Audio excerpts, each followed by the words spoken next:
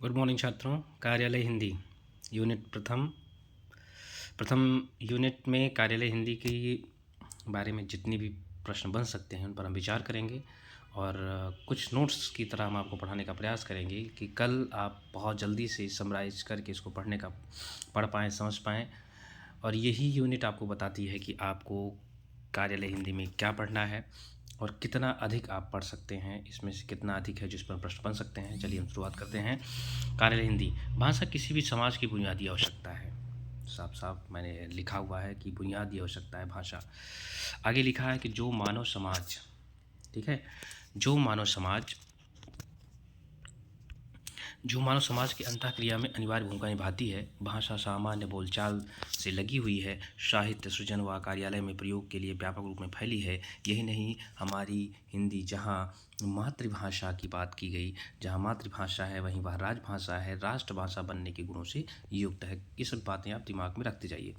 भाषा समाज के सापेक्ष होती है, जैसा समाज होता है वैसी भाषा होती है।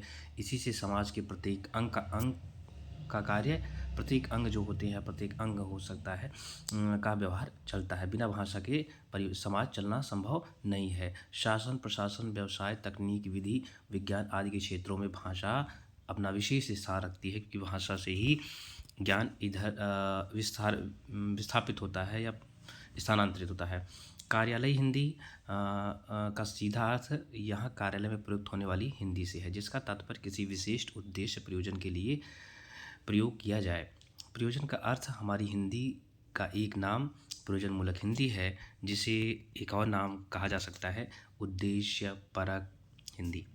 ठीक है, उद्देश्य परक हिंदी। आगे चलते हैं। ये सब जो नाम मैं आपको बता रहा हूँ ये याद रखिएगा, काम देगा। जैसे उद्देश्य परक हिंदी मैंने कहा, कार्यालय में मुख्य रूप से प्रयुक्त होने के कारण इसे कार्यालयी हिंदी या अन्य भाषा के रूप में समझते हैं, कार्यालय हिंदी कहा जाता है। हिंदी के कार्यालय में प्रवेश होने के पहले इतिहास में मुगलों के समय प्रशासनिक और कार्यालयी भाषा क्या थी? फारसी थी। ये भी याद रखिएगा आप।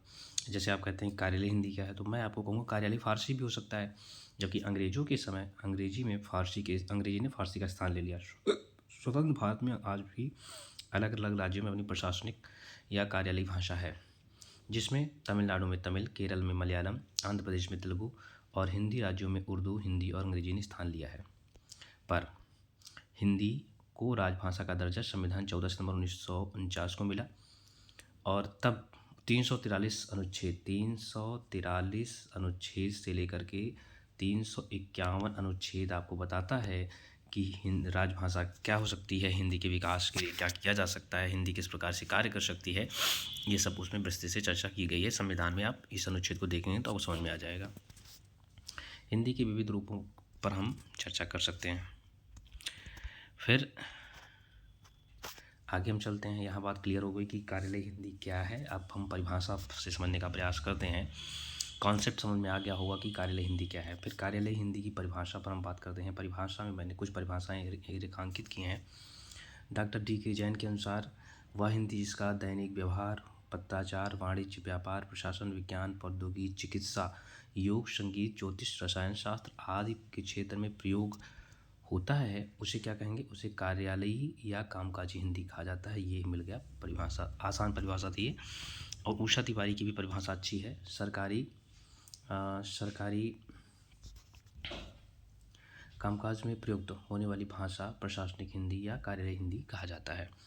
डॉक्टर भोलानाथ तिवारी के अनुसार वह भाषा जो एक दूसरे से दूसरे देश की राजधानी, पत्र व्यवहार या बातचीत में होती है, वह भाषा अत्यंत सिस्टम या औपचारिक होती है, तो वह भाषा क्या कहलाएगी? वह भाषा कार्यालयी भाषा कहलाएगी। यहाँ पर मैं आपको बताना चाहूँगा कि परिभाषाओं का एक निचोड़ लिखना चाहिए, परिभाषाओं का एक सार लिखना चाहिए। परिभाषाएं लिख करके ही आपका काम नहीं होता है, परिभाषाओं का सार आपको समझना चाहिए। उपयुक्त परिभाषाओं को देखा जाए तो कार्यालय हिंदी सरकारी व अर्ध सरकारी कार्यालयों के साथ साथ समाज के विभिन्न कार्यालयों तक इसका प्रसार है। इसका कारण किसी परिभाषा में इसके स्वरूप को समेट पाना कठिन है, तो ये व्यक्ति जैसा सोचता है उसकी परिभाषा बदल जाती है। फिर भी अगर हम ये देखते हैं, सरकार के सभी विभागों, उपक्रमों में जिस भाषा से कार्य व्यवहार किया जाए, जिस भाषा में कार्य व्यवहार चल रहा है, वह भाषा कार्यालयी भाषा समझी जाएगी। वह चाहे क्या हो, हिंदी या कोई भी भारतीय भाषा हो सकती है। यहाँ पर एक प्रश्न है, इस प्रश्न को मैंने बहुत छोटा सा लिखने का प्रयास किया है, जैसे कि कार्यालय हिंदी में उद्देश्य बहुत महत्वपूर्ण है। कार्यालय हिंदी में दैनिक प्रयोग अनिवार्य रूप से संभव हो सके, यानी कि अगर हम कार्यालय में जा रहे हैं तो उसमें काम कार्यालय में तो हो ही रहा है, पर कार्यालय के बाहर जिनके लिए कार्यालय बना हुआ है, अगर वो उसमें सरलता से उस कार्य को नहीं समझ पा रहे हैं तो अनिवार्य रूप से काम नहीं हो सकता। इसके लिए कार्यालय की भाषा की समझ अंतः और बाह्य दोनों लोगों को होनी चाहिए। ये एक उद्देश्य रहा कार्यालय हिंदी भाषा का यहाँ पर अध्ययन का। दूसरा उद्देश्य है कार्यालय की हिंदी तकनीकी अर्थ और शब्दों की जानकारी सामान्य व्यक्तियों को इसके लिए भाषा का सामान्य अध्ययन होना चाहिए, यानी कि हम वहाँ की जो तकनीकी भाषा है, जो टेक्निकल वर्ड्स हैं, उनको हम उन लोगों को भी बताएं जो इसका प्रयोग करते हैं। आगे चलते हैं, कुछ बिंदु मैंने रेखांकित किए। यदि कार्यालय या प्रशासनिक हिंदी में कार्य का प्रयोग अधिक से अधिक होगा तो उसकी समझ भी अधिक होगी। हिंदी भाषा का कार्यालय भाषा बनाने का केवल शिष्टाचार का प्रयोग न किया जाए बल्कि उसे वह स्थान भी दिया जाए जिसके लिए वह राजभाषा के पद पर बैठी है। कार्यालय हिंदी का अध्ययन से क्षेत्रीय भाषा के शब्दों एवं कार्यालय हिंदी के शब्दों में सामान्य अंतर स्पष्ट हो सके। सामान्य अंतर स्पष्ट तभी हो सकता है जब हम उसका विशेष अध्ययन करेंगे। पारिभाषिक शब्दावली का ज्ञान भी जो है कार्यालय हिंदी के ज्ञान के लिए अति आवश्यक है। भाई मैंने आपको साफ साफ बताया है कि एक जगह भाषा का मतलब दूसरा हो सकता है, दूसरी जगह भाषा का मतलब अलग हो सकता है। इसीलिए अगर सामान्य व्यवहार में भी पारिभाषिक शब्दावली की समझ विकसित की जाए सामान्य लोगों के बीच में, तो कहीं ना कहीं जिसको ज़रूरत होती है वो समझता है उस चीज़ को, जो जैसा करना है वो वैसा समझता है, लेकिन जिसको ज़रूरत नहीं है उसे भी सामान्य व्यवहार से अलग पारिभाषिक शब्दावली के शब्दों को समझना चाहिए, समझना पड़ता है, इसलिए पहले से ही समझने ज़्यादा अच्छा रहता है।